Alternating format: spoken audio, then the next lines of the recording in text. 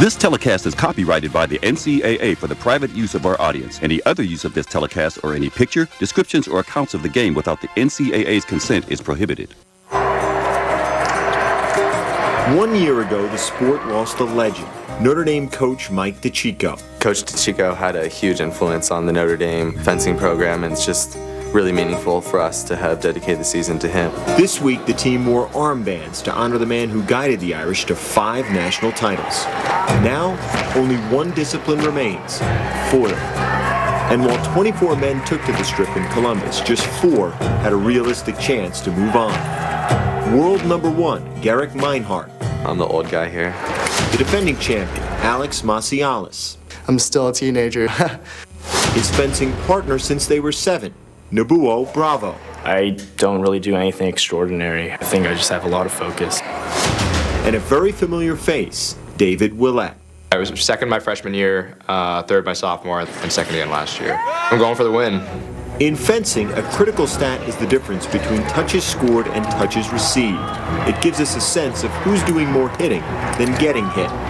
Out of 144 fencers here, only 8 had an indicator above 50. Half of those are qualifiers in men's foil. It's interesting, actually, that the 4 of us from our club in San Francisco right now are in the lead. Interesting? Yes. Surprising?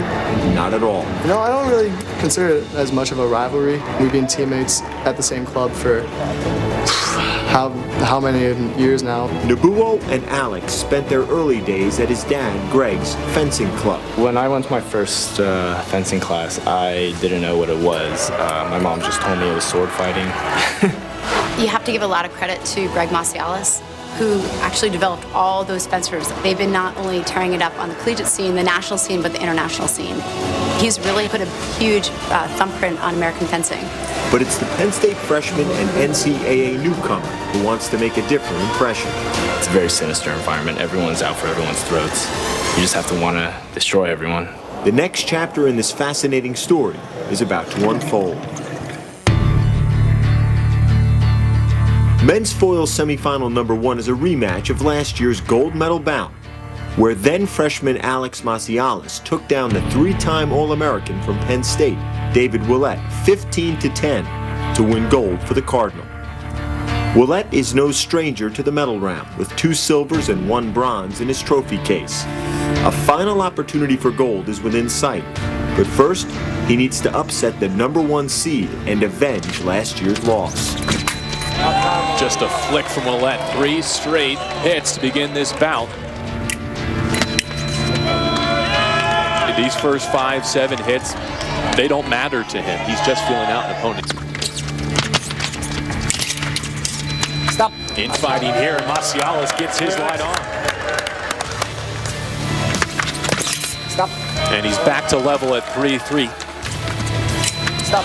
And Willett retakes the lead. Very smart fencing from David. Stop. That one sticks. David knew it. He wanted to go after him. He knew he needed to attack, and then Alex Massialas just closing that distance, taking it away from him, and Alex able to just put that light right back on. I was going in to break at up 8-6, so I had the momentum going into it, but I think he was able to settle down in the break, come up with a pretty good game plan. He was level-headed and came at me with a strict game plan.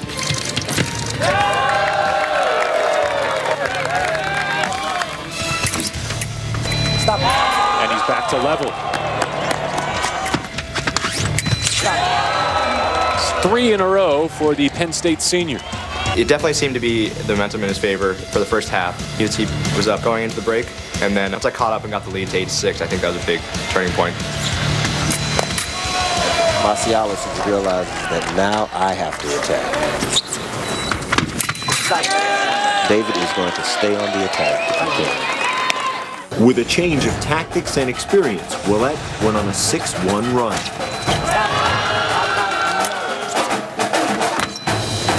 Willett within 2 of the final. Barry Riposte within 1. Very, very nice, smart, calm fencing. Really impressive. From the left, it's good. The 5th-year senior has knocked off the defending champ. Willett advances to the title bout for the third time. The question remains, who will he face? Fellow Massialas teammates Nobuo Bravo or Garrick Meinhardt? And it's Meinhardt striking first. When you watch Garrick Meinhardt fence, you're seeing one of the smoothest, most beautiful fencers in the world right now. Bravo's on the board. Only one spot in the finals left, and Bravo has leveled the score. And a straight attack. That is a killer touch. Earlier today when I fenced him, I beat him in a 5-touch bout, and he was fencing very, very fast, very energetic, and this bout he slowed down and started to analyze me a lot more.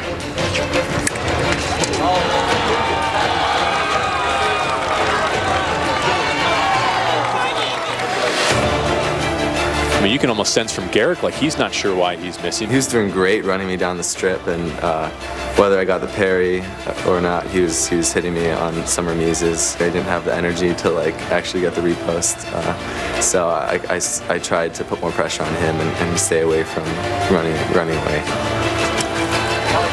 That's what he's so good at. He can change the distance. If his opponent changes the distance, he can still find that target. He had the right away there and scores again. 2 quick touches right there.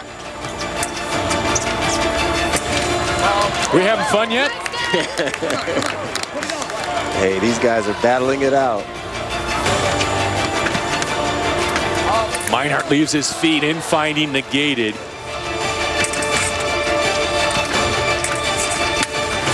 What a hit! Counter parry post. To the back. To the back, over the shoulder. Meinhardt just too good and too seasoned. Was not at his best, but finds a way to fight for gold.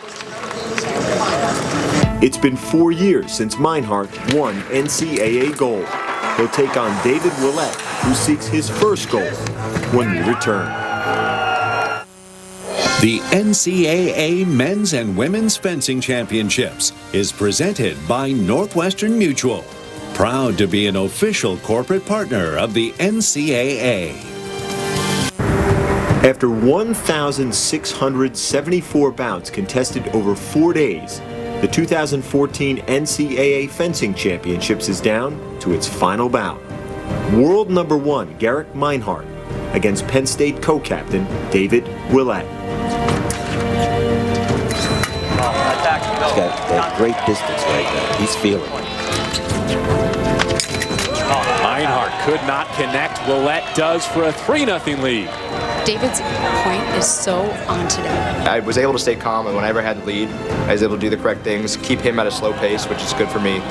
Taking the lead, very confident, very different touches, and he was digging into his toolbox to mix it up, and then all of a sudden, pair of posts. We'll see if that gets him going. A lot of times when we fence, I try to break distance and get away from him because I'm a little bit taller than him.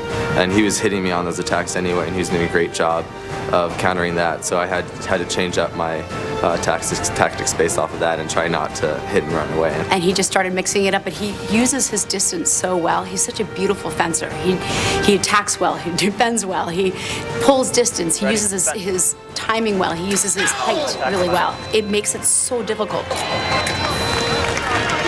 Being down like this does not bother Garrick at all. Again, I think he expected that first flick to land and was surprised when it didn't. So a 4-hit lead for Willett. It matches his largest advantage. Big answer from Meinhardt. We'll go to the second, 9-7. Will Garrick Meinhardt cap his collegiate career with a second national title, or will David Willett capture his first?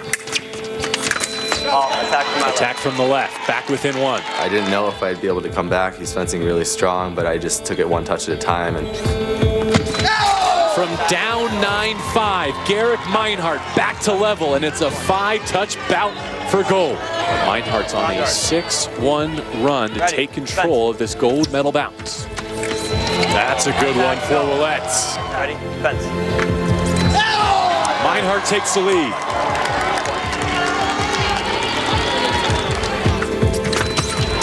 Attack from the right. Then we're back to even at 12 apiece. Meinhardt snaps in and steals one for a 13-12 lead. Within one.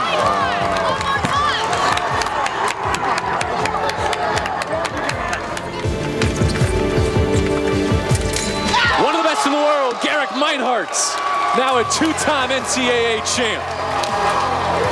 The idea of it being my last NCAA championships and not wanting to let that title slip away from me kind of pushed me through that. And it's a nice way to finish my career. It was great having our team behind me, even the people that were competing here drove up in different cars and carpooled here. So it was really nice to have them share that with me and to win this for the school. Thank you guys so much. Awesome, guys. 144 student athletes in competition over 4 grueling days. 6 individual champions will never forget their moment. Their moment when they stood atop their sport. Since the men's and women's championships merged in 1990, Penn State has dominated the sport, finishing either first or second all but 4 times. They'll take a 13th national title back to State College. They are the 2014 NCAA Fencing National Champions.